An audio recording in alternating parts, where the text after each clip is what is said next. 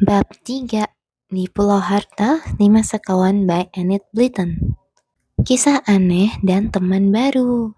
Ketiga anak itu memandang George dengan tercengang. George membalas pandangan mereka. Ia diam saja. Apa maksudmu? Kata Dick akhirnya. Tak mungkin Pulau Kirin itu kepunyaanmu.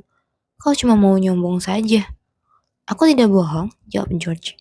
Tanya saja pada ibuku. Kalau kau tak mau percaya kata-kataku, aku tak mau bilang apa-apa lagi. Aku bukan membohong.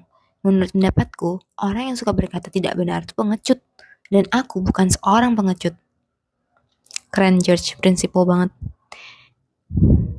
Julian teringat kata Bibi Fanny. Kata Bibi, George selalu berkata sebenarnya. Julian menggaruk-garuk kepala sambil memandang saudara sepupunya. Mana mungkin dia mengatakan sebenarnya? Tentu saja kami mempercayaimu. Jika kau tak berbohong, katanya kemudian. Cuma kedengarannya sukar dipercayai. Karena begitu luar biasa. Sungguh, anak-anak tidak biasa memiliki pulau sendiri. Biar pulau kecil yang aneh seperti itu. Pulau Kirin tidak aneh dan juga tidak kecil, kata George dengan galak. Pulauku indah. Di sana banyak kelinci, semuanya jinak-jinak. Di sisi sebelah sana ada burung-burung kormoran yang besar-besar dan berbagai jenis burung camar. Burungnya juga indah, biar sudah menjadi puing. Asyik kedengarannya, ujar Dick. Bagaimana pulau itu bisa jadi kepunyaanmu, Georgina? Oh, Georgina lagi.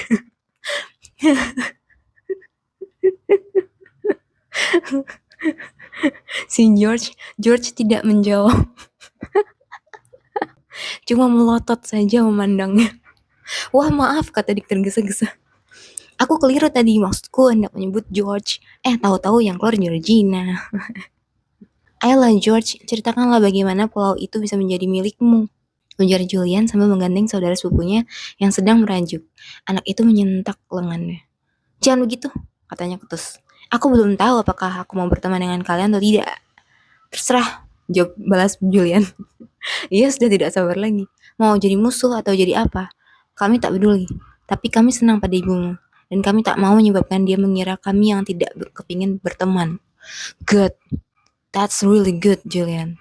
Itu asertif, guys. Itu bagus loh. Kau senang pada ibuku? Kata George. Sinar matanya yang biru menjadi agak lembut. Memang, ibuku baik ya.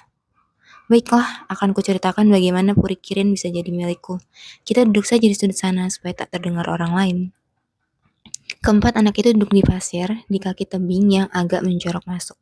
George memandang ke pulau kecil yang terdapat di ujung teluk.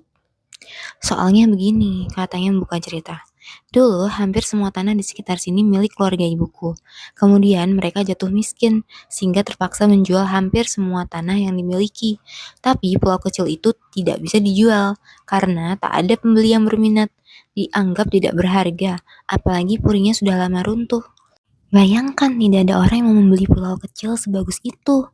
Kalau aku punya uang, dengan segera akan kubeli. Dik. Dari harta milik keluarga ibu yang tinggal hanyalah pondok Kirin tempat kediaman kami, serta sebuah tempat pertanian yang letaknya tak seberapa jauh dari sini. Dan Pulau Kirin, kata George. Kata ibu, pulau itu akan diwariskan padaku jika aku sudah besar. Tapi katanya sekarang pun dia sudah tak menghendakinya. Karena itu dihadiahkannya saja padaku. Aku yang memilikinya sekarang, pulau itu milikku sendiri. Tak kuperbolehkan siapapun juga ke sana, kalau tidak kuizinkan. Ketiga anak itu memandangnya. Mereka mempercayai kata-kata George, karena jelas sekali anak perempuan itu menceritakan kebenaran. Bayangkan, punya pulau milik sendiri. Mereka merasa George sangat beruntung. Wah, Georgina, maksudku George. Dick ini lucu deh. Lucu deh, aku suka sama dia. Kata Dick, kau ini sungguh-sungguh bernasib baik. Pulau itu bagus sekali kelihatannya. Mudah-mudahan saja kamu berteman dengan kami, lalu mau mengajak kami ke sana dalam waktu dekat. Kami kepingin sekali ke sana. Ya, mungkin saja kalian akan kuajak ke sana, kata George. Senang hatinya karena ketiga anak itu sangat tertarik mendengar ceritanya. Kulihat saja nanti, anak-anak dari anak-anak dari sekitar sini sudah sering meminta-minta, tapi belum pernah ada yang kuajak. Aku tak senang pada mereka, jadi tak kuajak ke sana. Emang anak-anak itu nggak bisa ke sana sendiri gitu? Sesaat semuanya diam. Keempat anak itu memandang ke seberang teluk, ke arah pulau yang nampak di kejauhan. Saat itu pasang sedang surut, seakan-akan bisa berjalan kaki sampai ke pulau. Dick menanyakan kemungkinan itu. Tidak, George, jawab George. Aku sudah bilang tadi, satu-satunya cara ke sana adalah dengan perahu. Kenapa? Pulau itu cuma kelihatannya saja dekat. Teluk ini dalam sekali airnya, dan di mana-mana ada beting karang. Berperahu di sini kalau tak hafal benar jalannya bisa membentur karang. Pesisir daerah ini berbahaya. Sudah banyak sekali kapal yang karam. Oh, keren. Gokil, gokil. Berarti harus ngapalin rutenya ya. Ih, mantap lah. Kapal karam, seru Julian dengan mata bersinar-sinar. Wah, hebat. Aku belum pernah melihat bangkai kapal tua. Apakah ada yang bisa dilihat? Sekarang tidak ada lagi karena semua sudah disingkirkan, jawab George. Kecuali sebuah yang karam di sisi sana Pulau Kirin.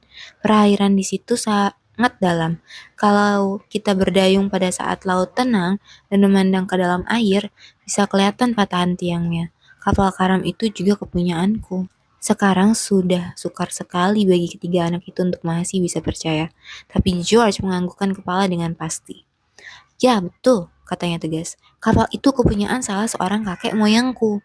Aku tak tahu persis yang mana. Pokoknya, sewaktu karam di depan Pulau Kirin, kapalnya itu sedang mengangkut emas. Wah, ada emas di dalam kapal. Wah, lalu apa yang terjadi dengan emasnya? Tanya Anna tercengang. Matanya membesar, nyaris sebulat jengkol. Tak ada yang tahu, kata George. Kurasa sudah dicuri orang. Tentu saja ada beberapa orang yang menyelam untuk memeriksa ke situ. Tapi emas tak berhasil mereka temukan. Aduh, kedengarannya asik sekali, ujar Julian. Kepingin sekali rasanya bisa melihat bangkai kapal itu. Ya, mungkin kita bisa ke sana sore ini jika nir surut sedang serendah-rendahnya. Laut kelihatannya sedang sangat tenang dan jernih hari ini. Jadi kita akan bisa melihatnya sedikit. Asyik, asyik, seru Anna. Aku pengen sekali melihat bangkai kapal hidup-hidup. Anak-anak tertawa mendengarnya. Mana ada bangkai hidup, Anna, kata Dick. Hey George, bagaimana kalau kita berenang sekarang? Aku harus menjemput Tim dulu, kata George sambil berdiri. Tim itu siapa? Kau bisa menyimpan rahasia? Tanya George. Orang di rumah tak boleh tahu. Ayo ceritalah, apa rahasianya? Tanya Julian. Kau bisa mempercayakan pada kami. Kami ini bukan pengadu. Tim itu temanku yang paling baik, ujar George. Aku merasa kesepian kalau dia tidak ada. Tapi ayah dan ibu tak suka padanya. Karena itu aku berteman dengannya secara sembunyi-sembunyi. Aku pergi sebentar menjemputnya. George lari mendaki jalan yang menuju ke atas tebing bukit. Ketiga saudara sepupunya memperhatikan dari tempat mereka duduk. Menurut perasaan mereka, George anak perempuan teraneh yang pernah mereka kenal. Siapa lagi orang anak yang bernama Tim itu? Tanya Julian dengan heran. Tapi seru tahu, menarik ini George. Kurasa pasti seorang anak nelayan yang tidak disukai orang tua George. Mereka merebahkan tubuh ke pasir yang halus. Mereka menunggu. Tak lama kemudian, terdengar suara George berseru-seru di atas bukit. Ayo Tim, ayo ikut. Ketiga anak-anak itu cepat-cepat duduk, lalu menoleh ke belakang untuk melihat anak yang bernama Tim. Mereka tak melihat anak nelayan, tetapi seekor anjing keturunan campuran. Anjing itu besar, berbulu coklat dan berbuntut panjang sekali. Moncongnya lebar, kelihatannya seperti sedang nyengir. Anjing itu meloncat-loncat mengelilingi George sambil menyalak dengan gembira. Anak perempuan itu berlari-lari menuruni lereng bukit. Kayaknya lucu ya, Tim. Dia ini Tim, katanya sampai di bawah. Bagus sekali ya.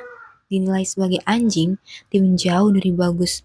Bentuknya aneh sekali. Kepalanya terlalu besar. Oh, kupingnya terlalu lancip. Buntutnya terlalu panjang. Tidak ada yang bisa mengatakan Tim itu sebenarnya anjing jenis apa. Tapi dia kocak sekali dan sangat ramah. Begitu bertemu dengan segera Julian beserta kedua adiknya merasa sayang pada Tim. Manis benar kau ini, seru Anna. Dia memang bagus, ujar Dick sambil menepuk-tepuk kepala anjing itu. Tim gembira, lalu meloncat-loncat mengelilingi mereka.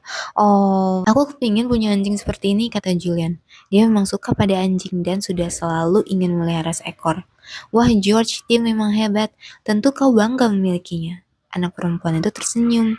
Seketika itu juga air mukanya berubah menjadi manis dan cerah. Ia mendudukkan diri ke pasir, sementara Tim merapatkan diri ke kakinya. George ini sangat sangat mudah dibaca ya. Maksudnya kasih aja dia afirmasi dia udah luluh gitu. Aku sayang sekali padanya, kata George. Aku menemukannya setahun yang lalu di rawa belakang rumah, ketika dia masih kecil sekali. Mula-mula ibu suka padanya, tapi Tim menjadi nakal sekali ketika sudah agak besar. Apa yang diperbuatnya? Tanya Anna. Dia senang sekali menggigit-gigit, ujar George.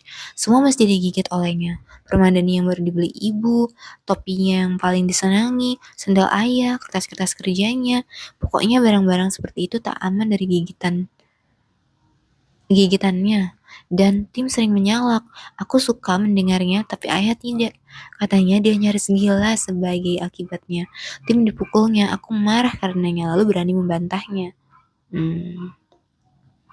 Yang aku notice dari anak-anak zaman dulu tuh mereka tuh sebenarnya masih sangat menghormati orang tua loh. Mau diapain aja sama orang tua tuh mereka tuh nghormatin gitu sama orang tuanya, guys. Kalau anak zaman sekarang udah ini nih, apa namanya istilahnya mental health atau apa sih? Pasti udah debat sih. Aku nggak bilang mana yang lebih baik atau lebih buruk. Ini cuman kayak gini karakternya anak-anak zaman dulu tuh kayak gitu. Kalau anak zaman sekarang mungkin lebih anak sama orang tua ya sama-sama harus saling hormati gitu ya. Jadi ya itu karakter masing-masing tiap generasi. Oke, kita lanjut ya. Kemudian kau dipukulnya? Tanya Anna. Aku tak berani berbuat kurang ajar terhadap ayahmu. Kelihatannya dia galak sekali. George memandang ke tengah teluk. Mukanya sudah cemberut kembali. Aku tak peduli terhadap hukuman yang kuterima, katanya. Tapi aku sedih sekali ketika ayah mengatakan bahwa aku tak boleh lagi memelihara Tim. Ibu sependapat dengan ayah.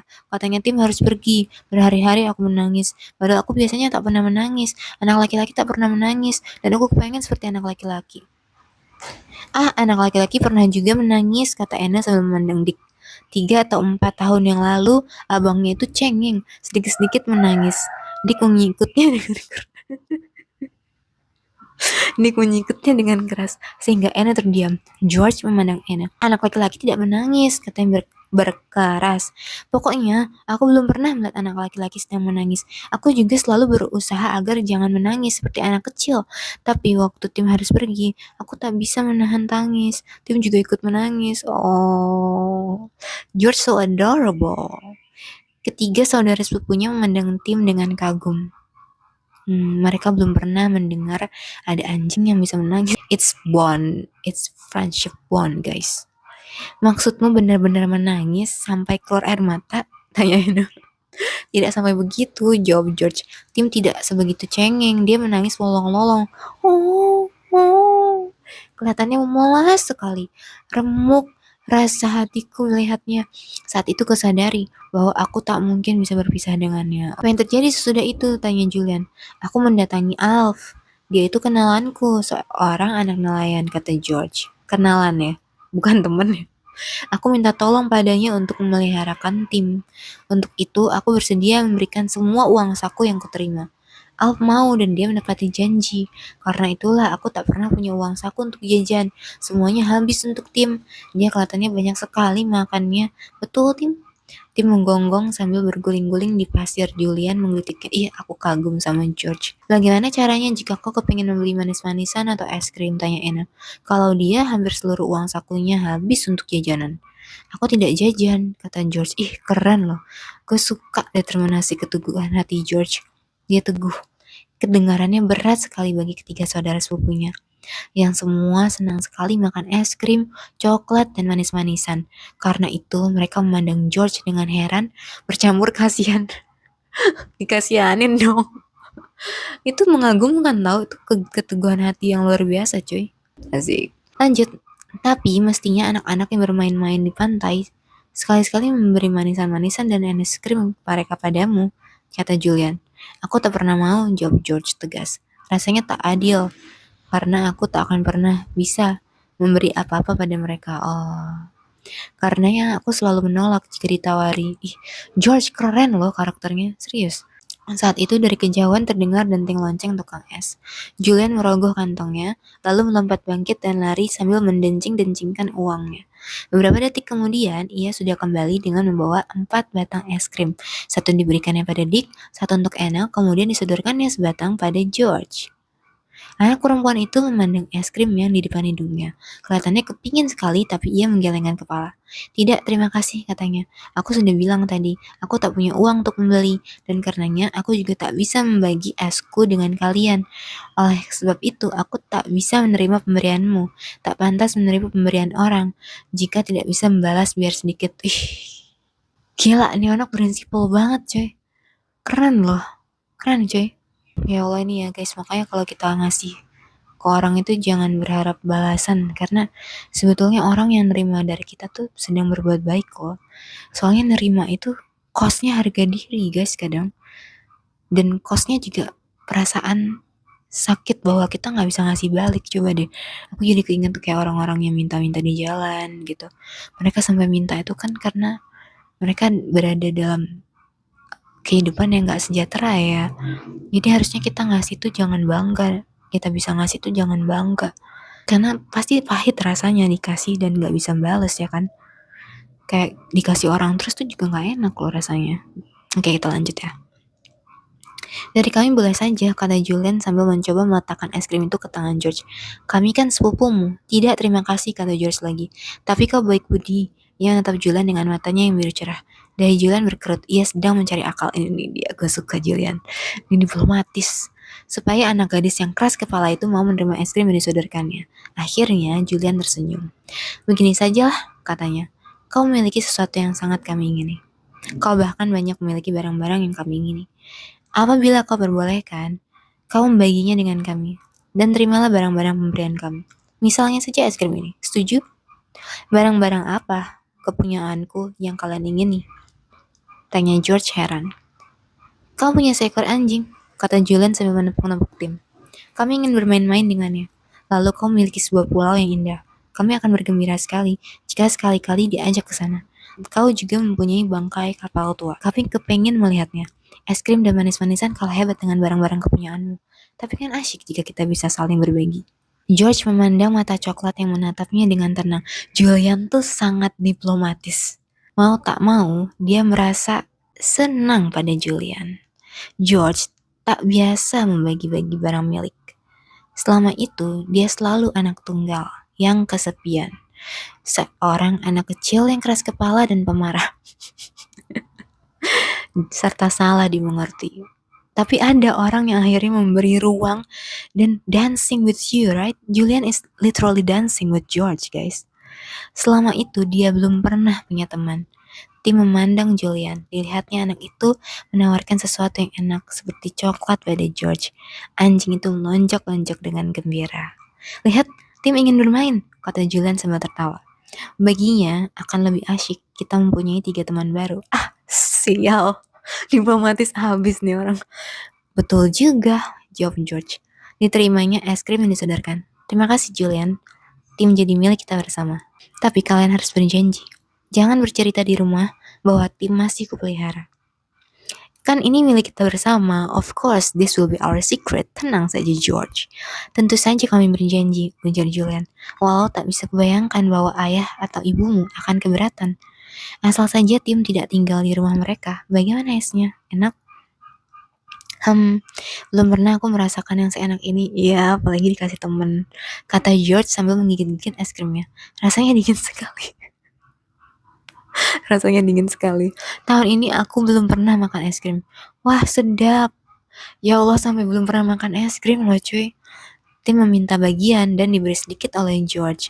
Kemudian anjing itu berpaling dan tersenyum pada ketiga saudara sepupunya. Kalian anak-anak yang baik, katanya. Aku sekarang tahu merasa senang karena kalian datang kemari. Bagaimana sore ini kita berperahu ke pulauku untuk melihat kapal yang karam di sana. Asik, mereka temenan guys, asik, seru. By the way, tim itu mirip George ya, sama-sama unik. Oh ya, seru ketiga sepupunya serempak. Bahkan tim ikut mengibaskan ekor, seakan-akan dia mengerti kenapa anak-anak bergembira. Asik. Oke guys, that's bab 3. Aku gak sabar bab 4. Abis ini aku langsung mau rekam bab 4.